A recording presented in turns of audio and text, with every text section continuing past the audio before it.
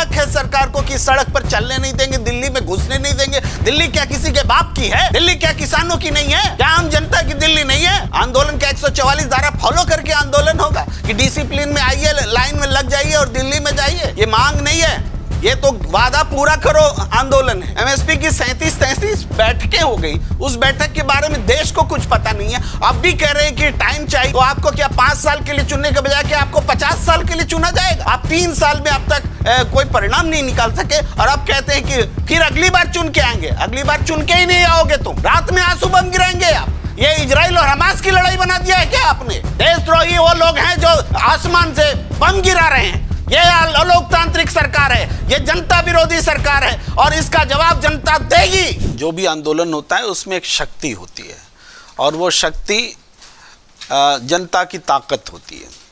अब इस ताकत से सरकार को सचेत रहना होता है कि उससे आंदोलन के कारण लोगों को परेशानी न हो, आंदोलन के कारण कानून व्यवस्था की स्थिति न बिगड़े। ये तमाम चीज़ें चिंता करती है सरकार। एक डॉक्टर समूह जब हड़ताल पे जाता है तो मरीजों के मरने की आशंका रहती है, तो इसका मतलब थोड़े है कि डॉक्टर जो है मरीज का विरोधी है घोषित कर दे। इसका मतलब डॉक्टर को अधिकार नहीं है आंदोलन करने का।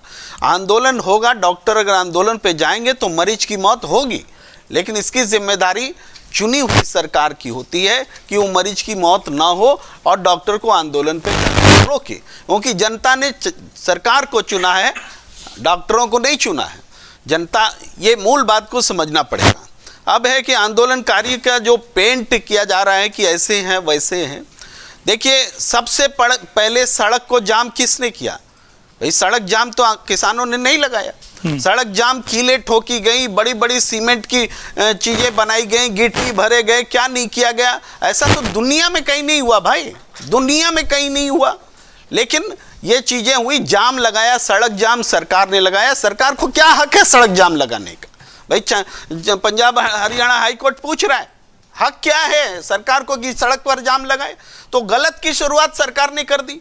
अब वो ट्रैक्टर, अगर उसने तैयारी की कि हम इस बैरिकेड को तोड़ेंगे, तो वो उस ट्रैक्टर में जो भी बदलाव का जिक्र अवधेश जी कर रहे हैं, उस बदलाव के लिए जिम्मेदार सरकार हुई कि वो आंदोलनकारी हुआ। उसने क्यों इस तरह से सीमेंटिंग की बैरिकेड की? उसको क्या हक है सरकार को कि सड़क पर चलने नहीं देंगे, दिल्ली में घुसने नहीं देंगे? दिल्ली क्या किसी के बाप की है? दिल्ली क्या किसानों की नहीं है? क्या आम जनता की दिल्ली नहीं है? और लेकिन दिल्ली में हम घुसने नहीं देंगे, ये कौन सा संकल्प है? ये संकल्प ही अलोकतांत्रिक है। जब आप सरकार जब अलोकतांत्रिक हो जाएगी, सरकार तो बुलडोजर न्याय बोलती है भाई। बुलडोजर से किसी को कुछ भी कर लो। आप रिपोर्टिंग कर रहे हैं, आपकी रिपोर्टिंग अगर अगेंस्ट में होगी सरकार की, तो सरकार जाके आपका बुलडोजर से घर गिरा दे सकती है। भाई क्यों हम 144 धारा तोड़ेंगे तो हमारा घर सरकार बुलडोजर से गिरा दे सकती है? क्यों आप पूछ नहीं सकते? बुलडोजर न्याय है। जब सरकार जब बुलडोजर न्याय को न्याय बताएगी तो जनता से क्या आप अपेक्षा करते हैं? जनता तो, आंदोलन तो होता ही है कानून को तोड़ने के लिए। आंदोलन का 144 धारा फॉलो करके आंदोलन होगा कि डिसिप्लिन में आइए, लाइन में लग जाइए और दिल्ली में जाइए।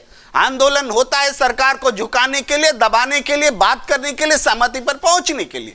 ये एक प्रेशर होता है। अब इस आंदोलन को आप पूछ लीजिए, ये क्या विपक्ष में भारतीय जनता, कौन पार्टी है जो विपक्ष में नहीं रहा और सत्ता पक्ष में नहीं रहा इस देश में? तो विपक्ष में जब रहते हैं तो क्या इन्होंने आंदोलन नहीं किए?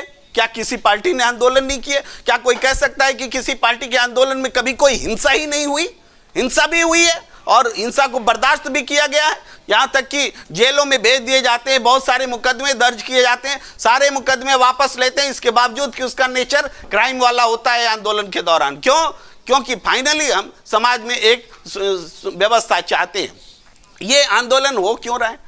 कौन सी नई मांग आ गई भाई? ये सारी मांगे सरकार की मंजूर की हुई मांगे हैं। ये मांग नहीं है, ये तो वादा पूरा करो आंदोलन है। तो वादा पूरा करने के लिए भी आंदोलन करना पड़ेगा क्या?